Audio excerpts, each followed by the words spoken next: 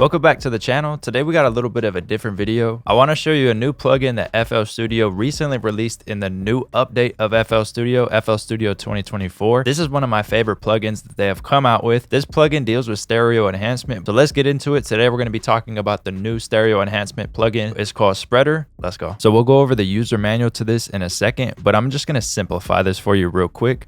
Over here we have the pre-effects, the post effects. You're going to see this meter start to move. This is showing the left and right, and then center right up here. The yellow is going to be the signal before the effects, and then you'll see orange movement happening on this as well. That's the post effect, so you can kind of have a visual of what's happening to your sound before and after. We'll use mono signals for this so that you could really see how you could take a mono signal and you can have it spread out. You know, when you're messing with stereo effects, if you go a little too crazy, when you throw it in mono, it phases out and it doesn't sound good.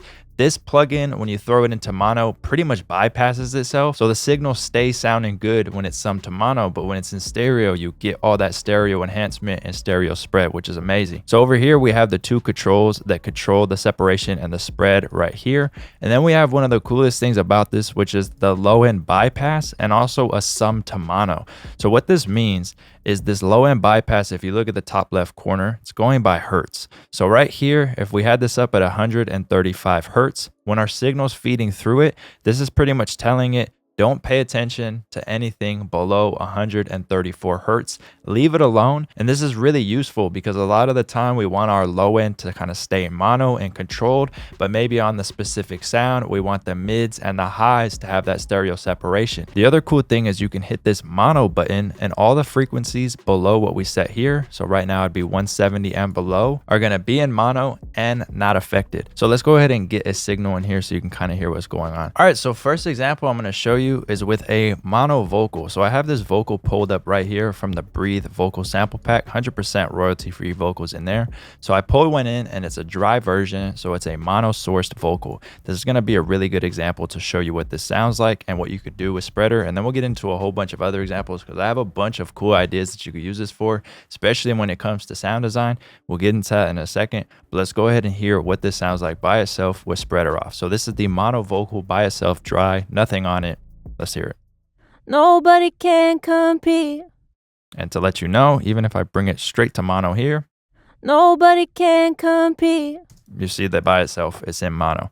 Okay, so let's go ahead and turn this on and let's go over some of our effects. So we're going to start off in the default form right here. So I'm just going to press play. This would be if you just opened up the plugin by itself. Again, the yellow is going to be the signal before, so it should be pretty much straight up the middle. And then the orange is going to be what the plugin is doing and what's happening after. Nobody can compete. Turn it off right here. Nobody can compete. Nobody can compete. So you hear that we're already starting to get some side information. So if I bring the separation right here all the way to the left, it's 100% merged. So we're pretty much going to get the same vocal. It's going to be merged. It's going to be right up the middle. It's going to be mono.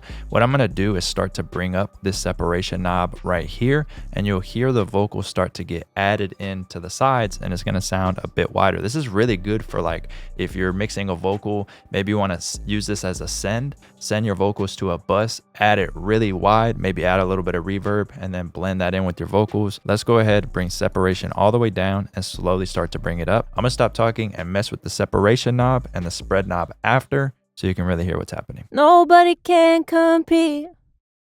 Nobody can compete. Nobody can compete. Nobody can compete.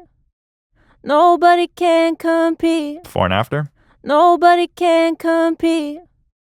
Nobody can compete. And I should tell you, if you're listening on your phone, you're probably not going to be able to hear this. So go ahead and put some headphones on, AirPods, whatever you need, 2 speakers. You need something so you can hear the stereo feel to this.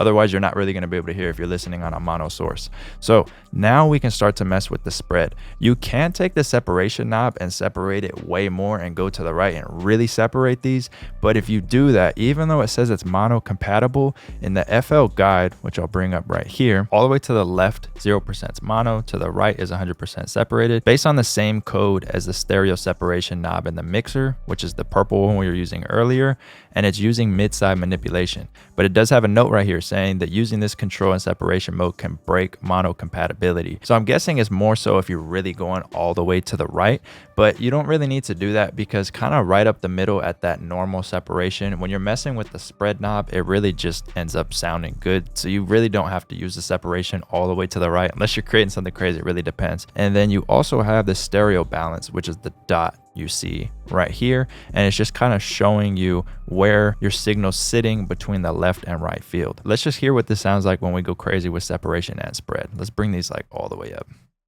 Nobody can compete. Nobody can compete. Bring this down. Nobody can compete. That sounds a little bit more natural, and the spread being all the way over here sounds pretty good, so I like that. Now let's say that we wanted part of this low end from this vocal not to be affected by this. So let's go bring up an EQ so you can see what's happening. So let's say we wanted everything under like 250. So all of this down here. Okay, so 295. I know this is cut at 21, but let's just imagine from 0, just to show you real quick, up to, let's say, 293, 294. We want those to not be affected by this processing. So I just default that real quick. Let's go over here and let's bring this low end bypass up at the top left corner. Let's go to what we said, like 295. So all that frequency that you heard when I soloed it over here will now not be affected by the spreader, but everything above that will. That's all that means. And it could be really cool if you're using it on a source that has a whole bunch of low end information and you just want that mono, you don't want it messed with. Nobody can compete. So with a lot of these stereo enhancement plugins, when you kind of get crazy with the stereo separation, once you go ahead and like throw the mix into mono here, you start to get phasing issues and things start to sound weak, or they just sound really weird because of all the stereo separation you did. You're getting phasing issues which end up just sounding really bad in mono. This plugin was designed to have mono capability. When you throw it into mono, it's going to sound good. You're not going to get those phasing issues, but FL did note that if you kind of went crazy with the separation knob, you might. So I'm guessing if you stay kind of around this middle, you should be good. But in the FL Studio 2024 launch video that they put out, they did mention that when you sum it to mono, it pretty much disables the effect. So it'd be like you throw the mix to mono and this plugin turns itself off. So let's go ahead and try it on some different sources real quick. All right, so I got the Jupe 8 pulled up right here. I just have this pretty basic. I don't have anything on this. It's just a sine. Then we have a saw over here. And I'm keeping it basic, not adding chorus or anything, so that we're really just hearing kind of just a straight up the middle sound. So here it is before, after. And you can see all that orange information is actually going to be what's happening after, and the yellow is the sound before. After.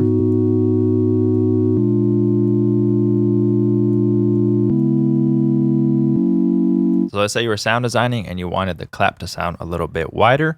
You can go ahead and use this plugin. All right, so here's the clap. It's clap demise from the Doomed multi-kit before, after,